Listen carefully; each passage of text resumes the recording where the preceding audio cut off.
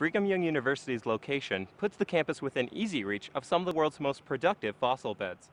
When the weather permits, you'll find BYU paleontologists on a quest for evidence of ancient life.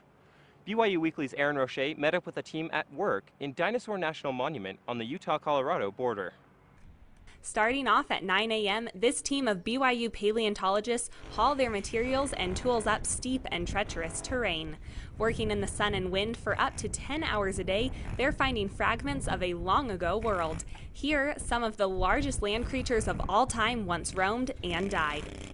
The stereotypical image of a paleontologist carefully teasing each fossil out of the rocks with a brush isn't always correct.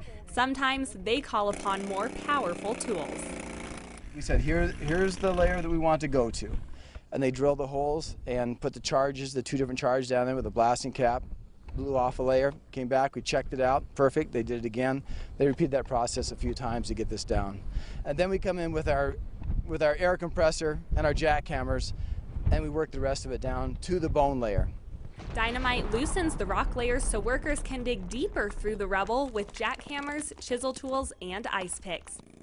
Their work brings to the surface all sorts of dinosaur bones, including a femur, rib cage, toe bones, arm bones, and vertebrae.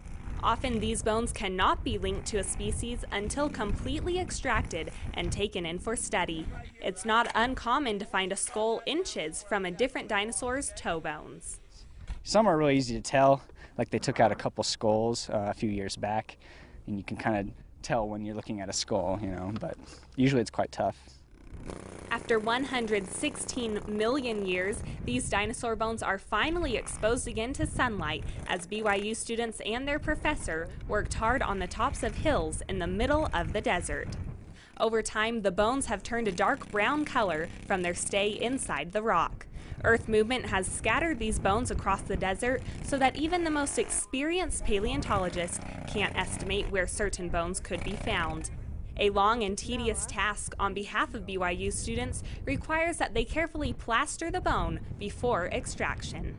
This bone right here, from top to bottom, is cracked into millions of little pieces, but BYU students take a glue called Vinax, cover the bone in it, so then when they extract it, it won't crumble.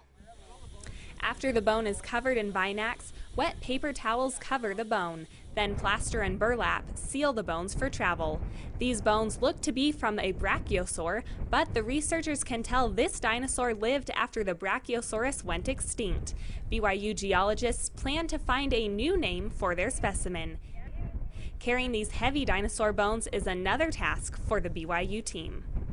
They had one that weighed, I think, about 6,000 pounds, and that's hard to carry down the hill on your back, and so they actually used a helicopter, a big helicopter, to lift it up and carry it down the bottom of the hill. But the heavy weight of the bones never frustrates these students from going out for a full day's work. We'll just hope, we'll shoot for the best, we'll pray, we'll cross our fingers and dig, and what we get's what we get, and we're usually pretty happy with it. This has been a great quarry here. With sunset approaching, another long day of dinosaur bone hunting comes to a close. The team heads back to camp for a simple dinner and a little bit of rest. The bones found today get shipped to the BYU Museum of Paleontology.